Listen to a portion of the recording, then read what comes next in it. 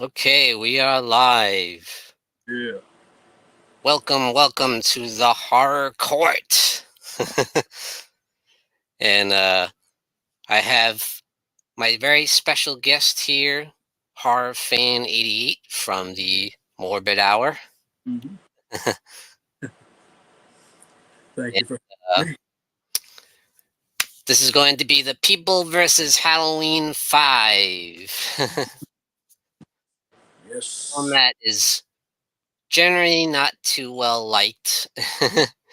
Like whenever you see people's ranking, they always put it like on the bottom or the bottom two at least. Yep. And before we get started, I want to say, we're not here to take a dump on Halloween 2. We're not here to crap on it. We're actually both big fans of Halloween 5. So Yeah.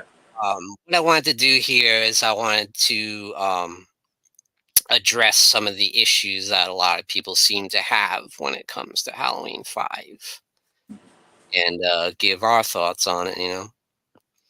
And yeah, we're gonna get into the thick of it here. We're gonna get deep. We're gonna cut deep, brother. Oh yeah. Also, we'll show this off Halloween 5 poster, Danielle Harris autograph. It's a beauty. Yeah, so I love Halloween 5, but court is now in session. Honorable Judge Sean P. Erschen presiding. Order in the court. So, and we got leading the defense, Mr. Horrorfan 88. And we got 1-2 in the chat there. Welcome. What's up? Okay, number one, let's get started. Thoughts on the director Dominique Othenin Gerard's style and vision for this film? Good question. I very much like it. I like what he brings to the table. I think that there's some nice atmosphere. He does a lot with fog throughout the film. Uh, from what I understand, I believe he is a French director, so he might have brought some of that flavor to the film. Um, I really overall love the way it looks. It has a gothic look to it, which I've always really liked. Absolutely. Wholeheartedly agree. Mhm.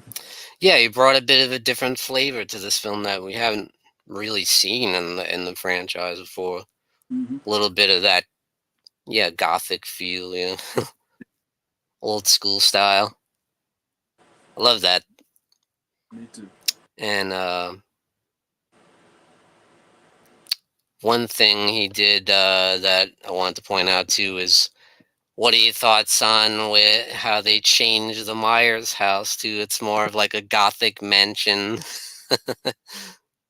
Yeah, that one definitely seems to be one of people's big issues with the movie. Uh, and while of course it is a big change, going from a suburban house, nice looking family house to a gothic looking. It looks like Hull House from Night of the Demons. That's what. I know. Even That's though true. even though it is different, I do think that it fits his movie. Like it looks like it fits for Halloween 5. So It does because of the gothic tone, like you said. yeah, so I've never personally had a problem with it. I get why people do, but I've always just thought it looked kind of cool. Yeah. It's almost like this is his movie, Mhm. Dominique's movie, giving his own stamp on the series. Yeah, and I think that's great because uh, unlike a lot of people, I don't want every Halloween movie to just try and be the original again. I mean, that would get boring. So I like when someone comes in and is like, I'm going to add a little bit of my stuff here. And sometimes it works, sometimes it doesn't, I guess. Very true. All right, number two. Do you feel the film was rushed as it came out only a year later from Halloween 4? I know that's one aspect that a lot of people have with this. Yeah, I think even these days, some of the filmmakers will even be like, yeah, we kind of rushed it on that one because, I mean, it was hit while the iron's hot. I guess Halloween 4 was such a big success that they wanted to strike it quickly. Uh, and still, even if they did rush it, I still think that the film overall looks great. There's some great stuff within it. Um, but if they would have waited maybe another year and it came out in like 1990, maybe they could have pleased some more people. But yeah, I guess overall, to me, it's like kind of like the Child's Play 3 thing, where that film came out like a few months after Child's Play 2. And kind of felt rushed, but yeah, I guess in a sense it was kind of rushed, but not bad. Yeah, I would have to say I think it probably was a little bit rushed. I wish they took a little bit more time to perfect the story, where they were introducing some of these new elements, like the Man in Black thing and the Thorn cult thing. Yeah. Because I know some of that stuff was kind of added in while they were filming, so yeah, they probably could have taken a little bit more time with that. But like you said, I do enjoy a lot of the results, what they were able to accomplish in that short period of time. Mhm.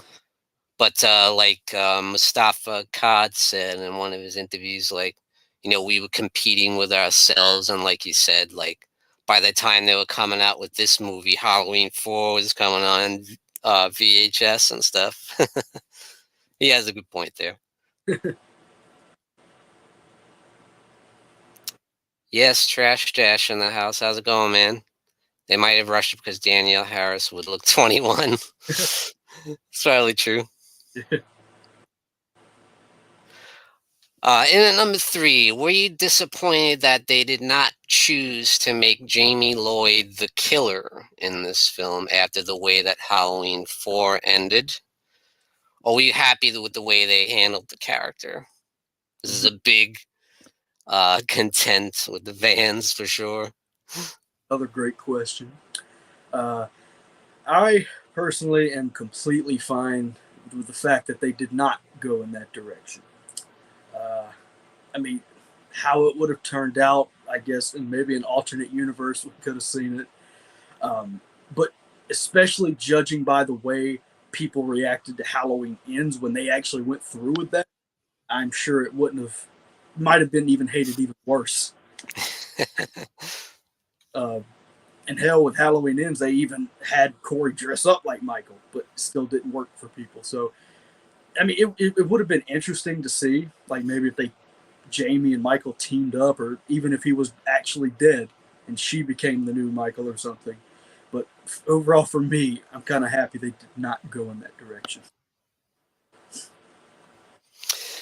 Yeah, I agree. I absolutely agree, and I was fine with the way they handled it. And to me, it made sense. I know to some people it doesn't make sense, and I don't know why. Because um, I would think there certainly would be a lot of trauma with what happened at the end of Halloween 4 when she stabbed her foster mother. Yeah, And it makes sense to me that she's in the hospital, and she's mute. And that's another huge issue people have, that she's mute. Well, to me, it makes perfect sense because she was absolutely horrified, not only in the fact dealing with Michael Myers, but the fact that kind of the evil was passed on to mm-hmm. her when she touched him. And that's another thing people have, that they have this psychic bond throughout this film. Well, that's continuing from what happened in part 4. She touched his hand and the evil is passed to her, and that made her attack her foster mother. Yeah, and Um, but like you said, if they had gone through with that aspect where either she was the sole killer, it might have been a little silly, or if she was his sidekick, like, and they did kind of do that in Halloween Ends, like you said. That's a good point. yeah, to what you were saying about the psychic thing and how people didn't like that, they even dabbled in that in Halloween 4 a little bit. The first time you see her looking out the window, she sees an ambulance. That ambulance isn't there, but it's Right. inside of. Uh, Even when she was in her bedroom, like how would she know what Michael would look like in that if he didn't even have his mask yet? So I always felt like there was a little bit of connection there. Always, they just dampered more into it with 5. Right. And where, they are related. She is the daughter of Laurie Strode. Yep. Okay, number 4. Were you upset with the character of Rachel Carruthers, how she was killed off fairly early in the film? A lot of people have issue with that too. Yeah, this is something that I've thought for years. Well, of course, a lot of people will get to Tina later on. I think it may have been better if Rachel was given Tina's death. Maybe if like she had stayed around a bit longer, but she died saving. I feel like that would have been because she's such a great character in 4, and she fought so hard that, in a way, I guess it kind of felt like they just wanted to do shock value, like, oh, see, no one's safe this time. Yeah. So, yeah, I was definitely disappointed that she died like for 15 minutes, but yeah, I guess that's what I would have wanted her to go out at least trying to save Jamie. Yeah, so honestly, I didn't have a problem with that. I know she is beloved by the fans, Rachel, and she is a great character. But I thought they were pretty respectful about it, especially when it came to her actual death, because originally they had a much more elaborate Yeah, death scene from what I heard and what I read about. yeah. Um, Part of me wants to see what that was, like I know it was supposed to be a lot more brutal, and she wasn't happy with that, so they made a deal, and Um, she just gets stabbed with the scissors, kind of. yeah, I think honestly, I think I heard her in an interview one time say that one of the ones they originally wanted to do was kind of the scissors down her throat, kind of like a Lila Crane in Psycho 2. So she was like, no, no. She want to go out like that, but it reminded me in a way of Friday 13th Part 2, similar the case with Alice's character. Yeah, They kind of took her off. They kind of took her out early, and that was showing that no one's safe, like you said. Uh, it would have been nice if she had been through the entire film, but I didn't have a problem with it because it does show that no one is safe. Number 5. What's your favorite scary moment in this film? oh, my favorite scary moment. This may be an obvious answer, I don't know, but honestly, it's the laundry chute scene. I mean, it's insanely suspenseful. This girl climbing up this and him stabbing through it, like gets her in the leg, and it's just like, no matter how many times I've seen it, it's still just like, oh, holy crap, holy crap, holy crap. It's so intense. So yeah, I think I would definitely go with the laundry chute. That's exactly my choice. Yeah, I think a lot of people say that too. That's one scene that everyone seems to agree on was really good. It had great tension. Um, and Danielle Harris does such a great job too. Yep. Um, I mean, he he stabs the shit out of that thing, that shoot, and it's scary. He's like, rah, rah. Like, goddamn. Hell yeah. Yeah, I thought that was really good. That's one of my favorite scenes in the franchise, if I'm being honest.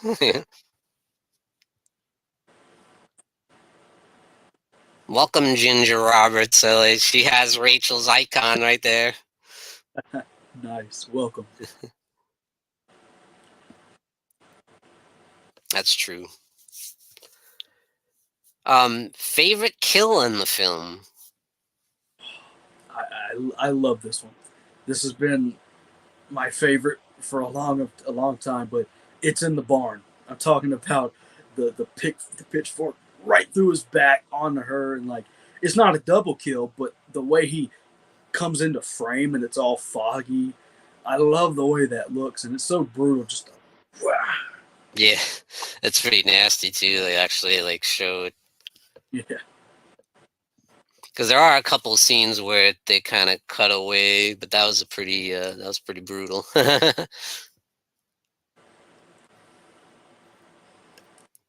Let's see. My favorite kill would be that idiot Michael. With the badass car that he steals, and I love how he just comes up and scrapes the shit out of it just after he fleshly waxed it, and he grabs the garden hose thing, right, So good. right in his head. Badass.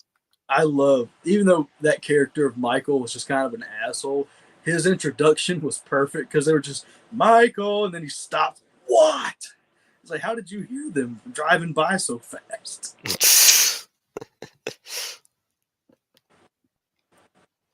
Yeah, I didn't like that guy, so I was happy to see him go.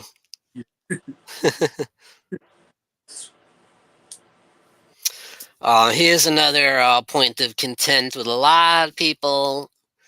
Thoughts on this version of Dr. Loomis? His character, the way they portrayed him, and Donald Pleasant's performance. Yep.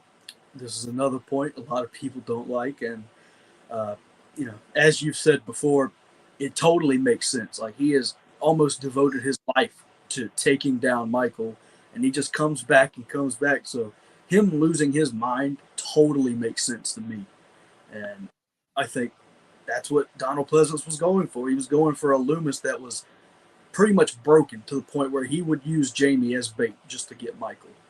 So I totally get that character of Loomis for this movie anyway. And yeah, he's completely on edge this time. He certainly is. He's just had enough. He's done with it. Yeah, I mean, I think it makes total sense. He's just had enough. He's lost his mind at this point. He's sick of Michael. He wants him to die once and for all so he can move on with his life. For God's sakes, he's been hunting this man for, 15 years. Yeah. He just keeps getting away, keeps killing more people. Yeah. It's like he's been hunting him for 15, not to mention all the years of him with Michael as a kid and growing up. And Michael's been in his life a long time at this point. Yeah. And not only that, but before that, he was with him for 15 years in the asylum, trying to get a read on him, trying to psychoanalyze him, Yeah. and determining ultimately that he's nothing but pure evil. Yep. That's a great line too. Cookie woman. That is a little bit cringe, I have to say. I can't deny that one. Yeah. Cookie woman. Cookie woman.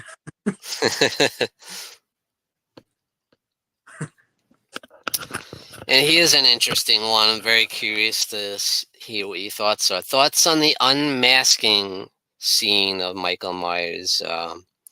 When Jamie is kind of hiding in the coffin and sees him, and she tries to reach him. Yeah. And he takes off his mask and he sheds a tear and all. A lot of people didn't like seeing Michael be that vulnerable and showing kind of a more human side to him. Yeah. What do you think about that?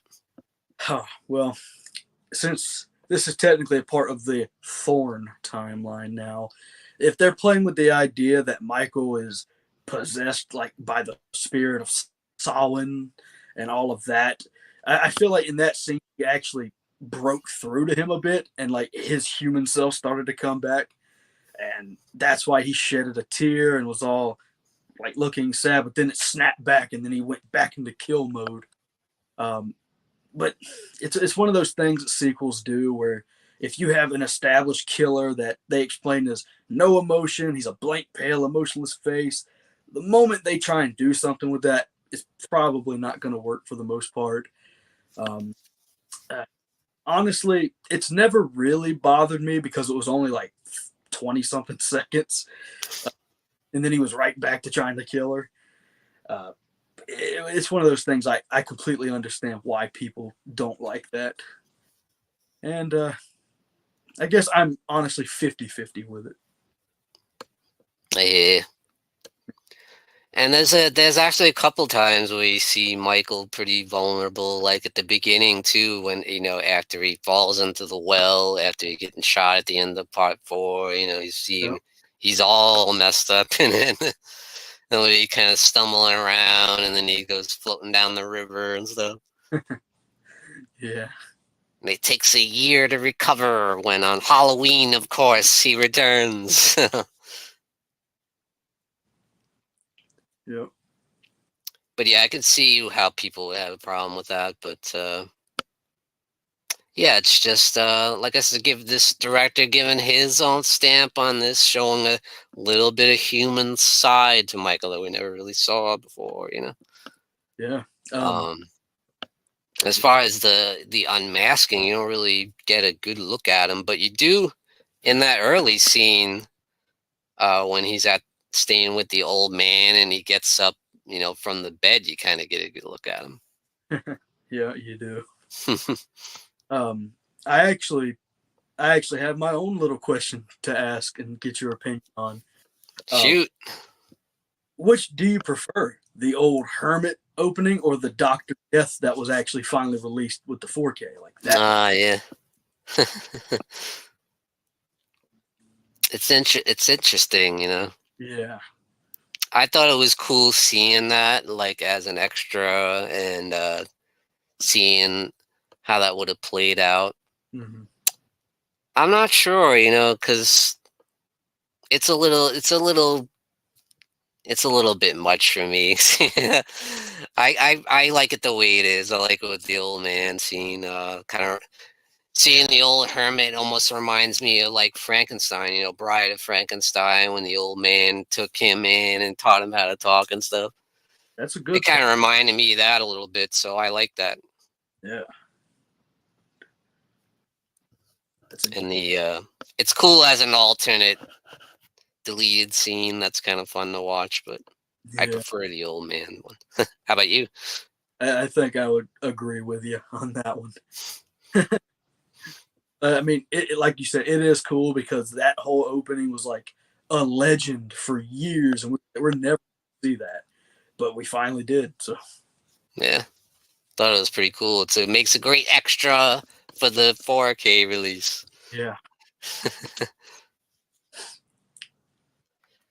Yeah, I didn't hear about that, Eric.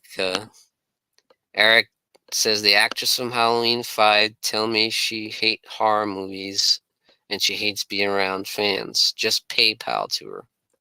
mm, Hmm. interesting.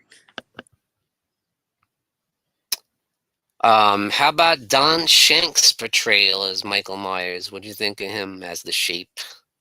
This one I have always considered Don Shanks to get just too much hate. Like I've seen quite a few people rank the overall portrayals of Michael, and Don Shanks is always like second to last or last place for them.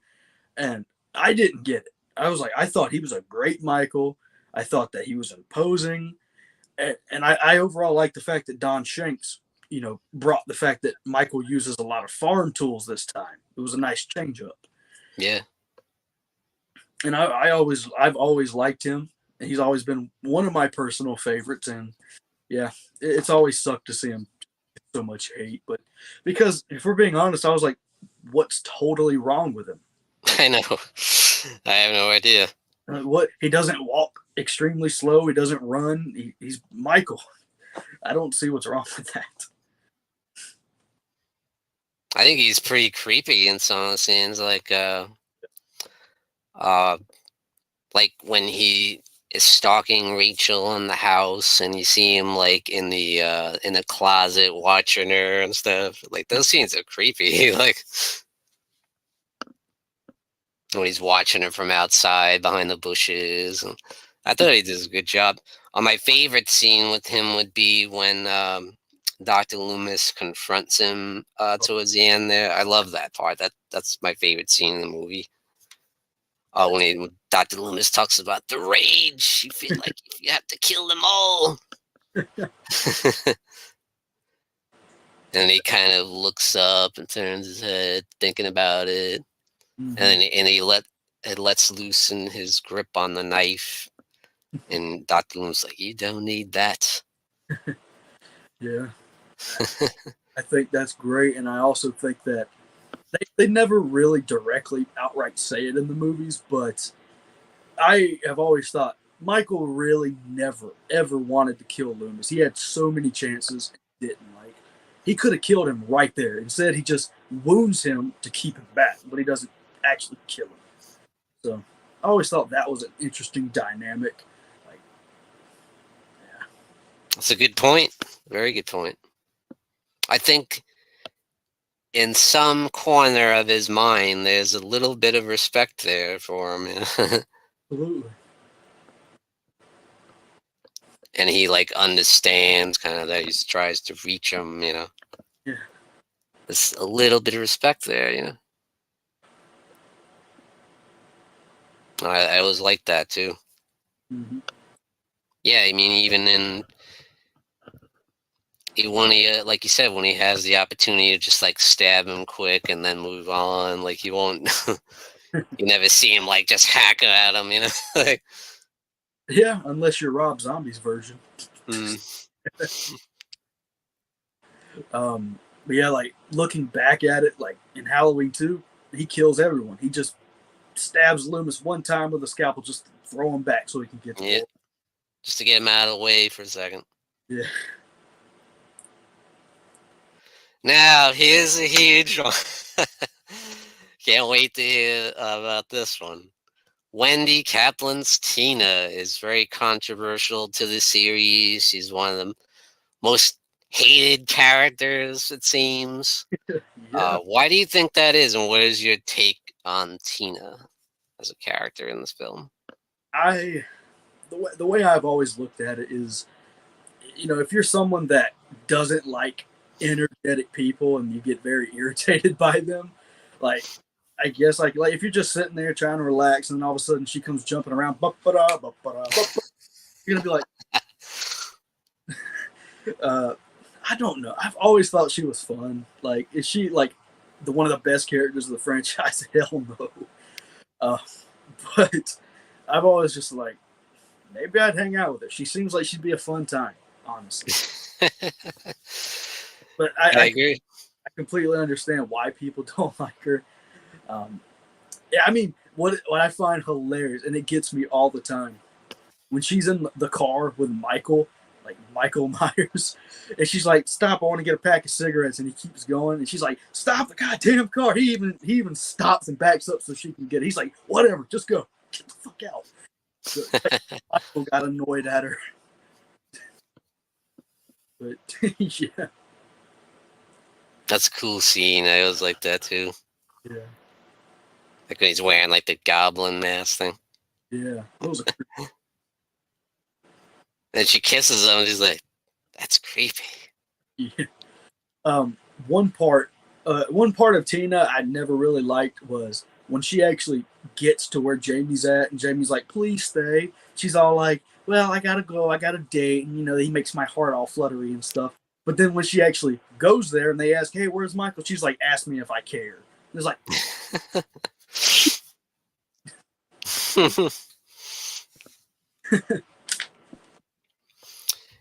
Yeah, personally, I never had a problem with it. She's got personality, at least.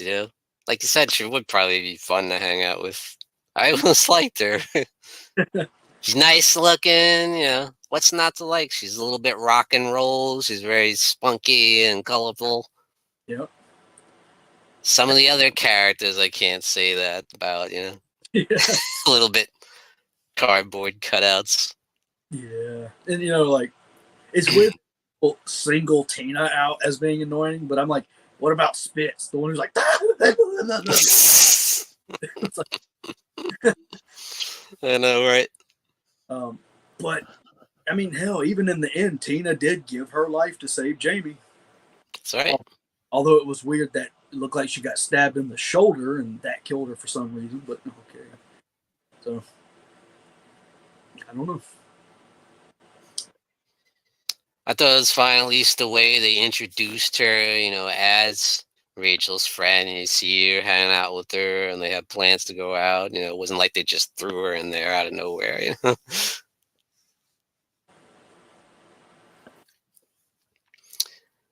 All right, so then number 12. What is your favorite overall scene in Halloween 5? Wow. Uh, this is a good one. Once again, I think the whole ending scene, like the moment Michael and Loomis have that interaction and the whole final act plays out, that whole entire thing. And I think it was cool to have a moment with Loomis to talk to Michael. And yeah, to me, that whole ending was just full of suspense, full of good, creepy atmosphere, uh, intense moments. So I guess my favorite scene would be between Dr. Loomis and Michael because it was a nice scene that you didn't get to see a whole lot throughout the series. Great point. I love the part with the Loomis, when Michael like pulls up to the house, just like he knew it was gonna happen. Yeah. He Um, holds up that guy, the sheriff. oh, yeah. Charlie, Michael Myers is outside. He pulls the gun on Charlie. He's like, Charlie. That is great. And then when he gets there, he bashes his shit like in the cop car. Awesome stuff. Yeah. Wasn't that cop Walter Predactor in Ace Ventura? Was it? I think so. I never noticed that. But yeah, it's a great final act. Very solid. I like how like we were talking about where Dr. Loomis loses his mind and the way he kind of uses Jamie as bait, and at one point he's using her as a shield, literally like holding her in front of Michael. Yeah. And another thing to add on, Halloween 5 was really the last time that Donald Pleasance as Dr. Loomis and Michael ever had on-screen time. Because as much as I love Halloween 6, either version, there's no scene with Michael and Loomis like in the same room at all, unless you count the off-screen death ending. Yeah, that's true. Because I mean, the producer's cut, he takes the mask off, but it's Wind. It's not even Michael. So. Right. Good point. Yeah, I love their interaction in this one. Mm-hmm. It's great stuff. So here's something that I always found interesting about this movie is I know while he does a little bit in part 4, but it's kind of brief. But in this film, Michael Myers drives a lot, quite a bit, just as he did in the original Halloween. And I never really hear people talk about it. Yeah. Um, that's always been something I love about the character. Like, it's never explained how he learned how to drive. He just knows how to drive, and Yeah. it's just something so cool that I think makes him even more mysterious. Mm-hmm. So what do you think about that? How he drives a lot in this movie? Do you think that adds to the mystique of the character? I definitely agree, and he was doing very well last night. Maybe someone around here gave him lessons. I mean, that's true. Yeah, I agree. I think that the mystique of it definitely works in its favor because it's really like, if he's been locked up since he was 6, how the hell does he know how to drive? I like that. I mean, and he's not a bad driver either, which is interesting. Like, True. stop, you turn. Uh, I like it, so I agree with you. I think it's a cool detail. Yeah. Plus, he gets to drive a badass car in this one. Real nice car. Does quite well trying to run Jamie over. That was in shit too.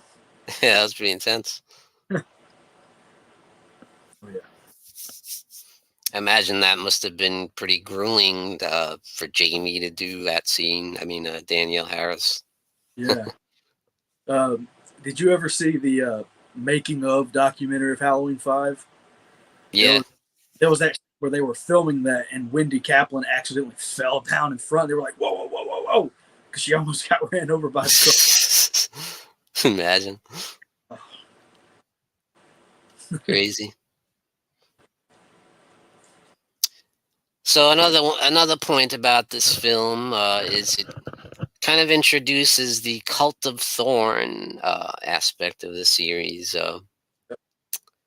and we see Michael with the strange tattoo there on his wrist, which you never really saw that before, and we're introduced to the Man in Black character, this shadowy figure of the steel tip boots and the hat, and following Michael around mysteriously in the background. And yeah, what do you think about these new twists in the series and that they introduce in this film? Well, I thought it was interesting because this was really the first time that they were trying to explain in some way Michael. And I mean, if we've learned anything throughout the years, fans seem to not like that. Think about it. Don't even answer the question, does Michael take a shower? No, he doesn't. Okay.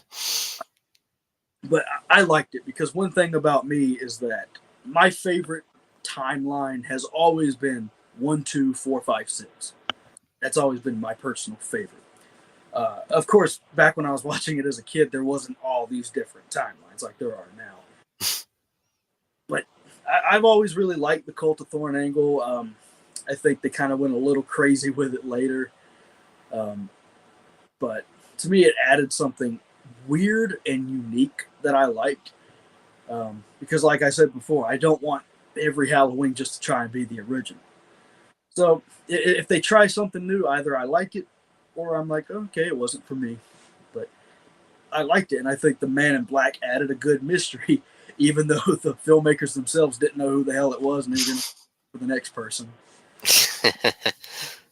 Like, yeah, I've always liked it, and as we've said before, that Man in Black was very Italian horror, giallo feel to it, which was great. Yes, Um, absolutely.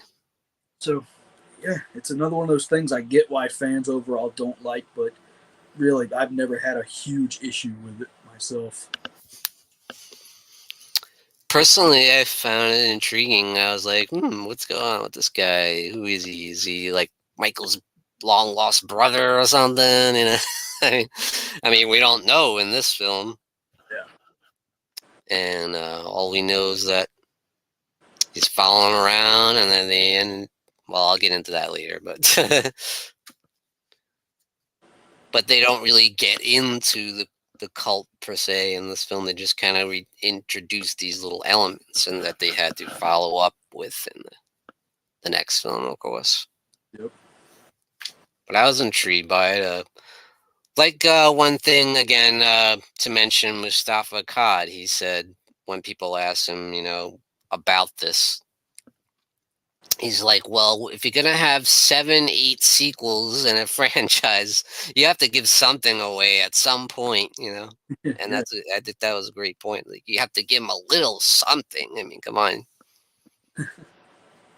How much can you write about a guy that has no personality, no emotion whatsoever, no just a blank slate? I mean, yeah, it's got to be something in there as to why he does what he does. I mean, I agree. all right, now let's talk about the infamous ending of Halloween 5. So, um, after the brutal beatdown by Dr. Loomis with the 2x4 there, Mm. um, we see Michael has been taken to prison, and we see him sitting there in the jail cell, chained up, kind of hunched over, Yep. like he's maybe waiting for trial or something. Um, and then Jamie kind of walks out, and then we see the Man in Black walk in the jail. and we hear bam, bam, bam, bam, the gunshots blazing, and you see all the dead bodies laying on the ground, and then you see that Michael has escaped. The cell is just like annihilated.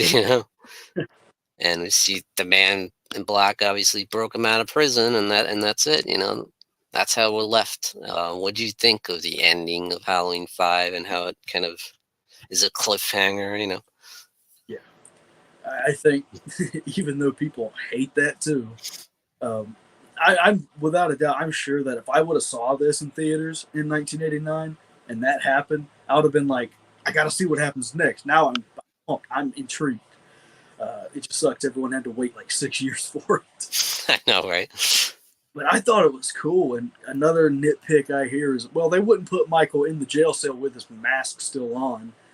I'm like, maybe they were in a rush to just put him in a cage because they know he's so easy to get out. But I've always liked it. I've always kind of got chills with it. Like she gets in the car and then boom, and then you just see the silhouette of the man in black with the Tommy gun killing. Uh, Even the echo of her saying no, and then the credits like no, boom, boom, boom. Oh, I've always really loved that. So Yeah,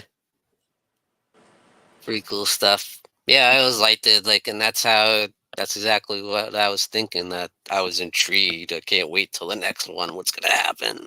Who's this guy? And of course, with the sixth film, I have some issues with that, but yeah, we could do a whole show on that too. no, I love Part 6 as well. But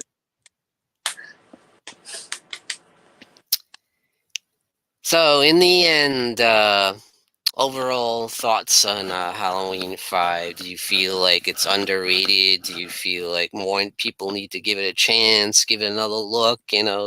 Stop just hating on the movie. 100%. You know, these days, when it comes to people's opinions, it always seems to be much more negative these days. Yeah, I review movies, but I don't look at it through a critical eye. I look at it as if am I going to enjoy this or not. And while absolutely nostalgia plays a big part in my love for Five, even if it didn't, I think I would still defend this movie because I see a lot of good in it, and I, it's always cool to watch someone talk about Five and they say they like it because it's like refreshing. Finally, someone else who likes it. Exactly. Um, yeah, for me, I've always seen more good in this film than bad. Um, and like, even looking through comment sections, if I see a comment that says, I personally liked Halloween 5, I'm like, awesome. You read the replies, and everyone's like, it's okay to be wrong. You're wrong. This movie sucks. It's terrible. And it's like, uh, but, it's like I've said before. Is this movie perfect? No. But it's underrated as hell. It's got some great stuff in it. And hopefully, as time goes on, more people will appreciate it more. Kind of like they've done with Halloween 3.